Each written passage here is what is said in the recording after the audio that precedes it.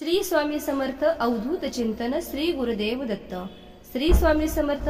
स्वागत आहे तुम्हा सर्वांचं आपल्या मराठी YouTube स्वामी संदेश वास्तू टिप्स चॅनल मध्ये। स्वामी महाराजांच्या कृपेने तुमचे सर्व चांगल्या इच्छा पूर्ण होवो ही स्वामींच्या चरणी प्रार्थना करते आणि आज मी नवीन व्हिडिओला सुरुवात करते। आज या व्हिडिओमध्ये मी तुम्हाला एक अतिशय महत्त्वाचा व प्रभावी उपाय सांगणार आहे। हा उपाय जो आहे तर आपल्याला आजपासूनच चालू करायचा आहे। दिव्याखाली आपल्याला अशी एक वस्तू ठेवायची आहे, यामुळे आपल्या घरामध्ये कधीही धनधान्य संपत्ती पैसा कमी पडणार नाही आणि सोबतच हा उपाय जर आपण केला तर नक्कीच 7 पिढ्यांचं दारिद्र्य आणि गरिबीही नष्ट होईल। असा हा एक उपाय मी तुम्हाला आज व्हिडिओमध्ये सांगणार आहे, त्यामुळे तुम्ही व्हिडिओ हा शेवटपर्यंत नक्की पहा। चॅनल वरती नवीन असाल तर सबस्क्राइब करा आणि असेच माहितीपूर्ण व्हिडिओ पाहण्यासाठी बेल आयकॉनला प्रेस करा। तर पहा, दिव्याला आपल्या वास्तुशास्त्रामध्ये अतिशय महत्त्व दिले जातात। कोणत्याही शुभ कार्याची सुरुवात प्रज्वलित केल्यानंतरच केली जाते। बघा, दिवा हा स्वतः प्रकाशित होऊन दुसऱ्यालाही प्रकाशित करणारा दिवा आहे। आपल्या तेजाने एकटेपणाची असायची भीतीची जाणीव दूर करून मन प्रसन्न सोबतच उत्साही करत असतो आणि ह्याच दिव्याला शुभ ही मानले जाते आणि सोबतच दिवा तेजाचे व ज्ञानाचे आणि प्रकाशाचे सुद्धा प्रतीक मानले जाते। ज्योतिषशास्त्राप्रमाणे दिव्याला सकारात्मकतेचेही प्रतीक आणि दारिद्र्य दूर करण्याचे साधन सुद्धा मानले जाते। म्हणूनच घरामध्ये दिवा लावल्याने शुभ मानले जाते। घरातील दिवे जेव्हा लावले जातात तेव्हा घरामध्ये सकारात्मक ऊर्जा ही निर्माण होत असते आणि घरातले दोष नकारात्मक ऊर्जा ही नष्ट होत असते। आणि बघा, बऱ्याच महिलांना अशी सवय असते की त्या आपल्या देवघरामध्ये किंवा तुळशीसोबत कधीही दिवा लावत नाहीत, परंतु घरातली जी महिला असते ती घरातली लक्ष्मी असते आणि नेहमी अशा लक्ष्मीने आपल्या घरामध्ये आवर्जून दिवा लावावा पाहिजे। दिवा लावल्याने घरामध्ये लक्ष्मी आकर्षित होत असते आणि ती लक्ष्मी आपल्या घरामध्ये स्थिर असते। बघा, बऱ्याच वेळा असं असतं की महिला दिवसभर घरातच असतात, काही नेमके सायंकाळी दिवे लावण्याची वेळ आली की घराच्या बाहेर घर बंद करून जात असतात। घरामध्ये काळोख असतो, अशी ही चूक करायची नाही, कारण महिलांनी आपल्या घरामध्ये जेव्हा दिवा लावतो त्यावेळेस दरवाजा बंद करायचा नाही, त्यावेळेस लक्ष्मी आपल्या घरामध्ये येत असते।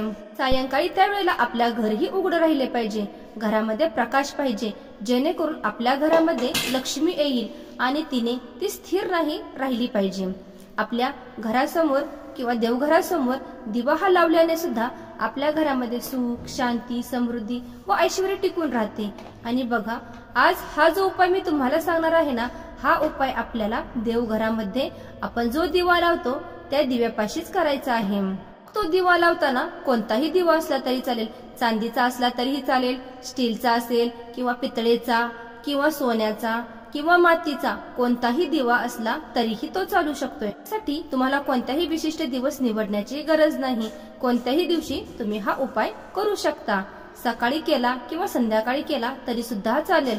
तर बघा, तुम्हाला काय करायचे आहे, हा उपाय करण्यासाठी तुम्हाला सप्तधान्य घ्यायचे आहे। सप्तधान्य म्हणजे काय तर 7 प्रकारचे धान्य घ्यायचे आहे, थोडे थोडेच घ्यायचे आहे।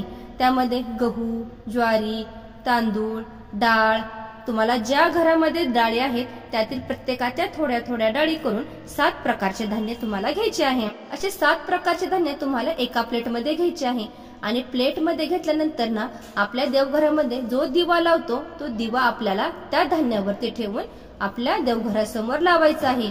दिवा पण जेव्हा आपल्या देवघरामध्ये कुठेही जेव्हा आपण दिवा लावतो ना, जसे की आपल्या घराच्या मुख्य दरवाजावरती किंवा तुळशीपाशी दिवे कधीही लावले तरी आसनवर ठेवलेच पाहिजे, कारण की कोणतीही वस्तू म्हणजे दिवा लावताना तो तळ हातावर किंवा ठेवू नये। तर तुम्ही तो दिवा जमिनीवर ठेवला तर ती धरणी मातेला जातो, त्यामुळे आपल्या घरातील सकारात्मकता येण्यासाठी आपण एखाद्या वाटीमध्ये किंवा एखाद्या प्लेटमध्ये सप्तधान्य घेऊन त्यामध्येच दिवा लावावा। त्यामुळे घरामध्ये धनधान्यांची कमतरता भासणार नाही, तुमच्या घरामध्ये धनधान्य हे अधिक येऊ शकते। जर धान्य नाही ठेवले तर कापड ठेवा, कोणतीही वस्तू ठेवा, पण दिवा कधीच तळ खाली ठेवू नये। ठेवला तर त्याच्या खाली कापड असले पाहिजे किंवा एखाद्या प्लेटमध्ये धान्य ठेवून, धान्य जर नसेल तर नुसत्या तांदळावर जरी ठेवला दिवा तरीही चालू शकतो। आज मी तुम्हाला सांगितले आहे तर तुम्ही आजपासूनच हे करायला चालू करा। तर बरेच जण म्हणतात की आता हे धान्यांचे काय करायचे, काही जणांना सवय असते की रोज धान्य पक्ष्यांना देण्याची, तर त्या लोकांनी रोजच्या रोज जर तुम्ही ते धान्य बदलून पक्ष्यांना जर सकाळी दिले तरी चालेल. जर काही जणांचे असते की 7 ते 8 दिवसानंतर सगळे दिवे वगैरे घासले जातात, देवपूजा केली जाते, त्यावेळेस तुम्ही जेव्हा ते धान्य बदलता त्यावेळेस ते धान्य काढून ते पक्ष्यांना दिले तरीही चालेल. 10 दिवसांनी 8 दिवसांनी जरी धान्य बदलले तरी चालेल, पण ते धान्य पक्ष्यांनाच खायला द्यावे लागेल तुम्हाला. असे केल्याने तुमच्या घरामध्ये धान्याची कधीही कमतरता भासणार नाही. संपत्ती ऐश्वर्य हे कायम टिकून राहतं. घरामध्येच माता लक्ष्मी ही स्थिर राहते. आर्थिक समस्या आपल्या घरामध्येच येत नाहीत आणि घरामध्ये दारिद्र्य आणि गरिबी ही सुद्धा प्रवेश करत नाही. यामुळे आपल्याला हा उपाय जो आहे ना तो आपल्याला करायचा आहे. जेव्हा आपण देवाला प्रसन्न करण्यासाठी दिवा लावतो आणि त्या दिव्याखाली धान्य ठेवतो तेव्हा देवदेवता आपल्यावरती प्रसन्न होत असतात आणि आपल्या आयुष्यातल्या सर्व अडचणीही दूर होत असतात. बघा, आता दिवा आपण जेव्हा देवघरासमोर लावतो तेव्हा तुपाचा असेल किंवा तेलाचा असेल, जेव्हा आपण दिवा लावतो त्यावेळेस आपण जेव्हा तुपाचा दिवा लावतो तेव्हा फुलवातीचाच दिवा लावायचा असतो व तेलाचा जर लावत असेल तर आपण जे आपण जी वात आणतो ना त्या वातीमध्ये एक वात न लावता 2 वातींचाही दिवा लावायचा आहे.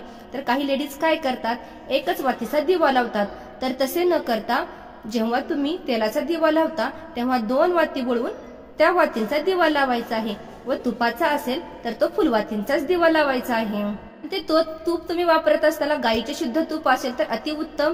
जर गाईचे तूप नसेल तर तुमच्याकडे जे तूप आहे तेही तूप तुम्ही वापरू शकता. पण दिवा लावताना फुलवातीचाच दिवा नक्की लावा. हा नक्की उपाय करून बघा. तुमच्या घरामध्ये कधीच धनधान्याची व संपत्तीची कमतरता भासणार नाही. आपला फायदाही हो दिसून येईल. तसेच घरामध्ये धनसंपत्तीही कायम टिकून राहील. दारिद्र्य गरिबी ही सुद्धा नष्ट होईल. जर तुम्हाला हा व्हिडिओ आवडला असेल तर लाईक करा. चॅनलवरती नवीन असताल तर सबस्क्राईब करा आणि असेच माहितीपूर्ण व्हिडिओ पाहण्यासाठी बेल आयकॉनला प्रेस करा. श्री स्वामी समर्थ. अवधूत चिंतन. श्री गुरुदेव दत्त.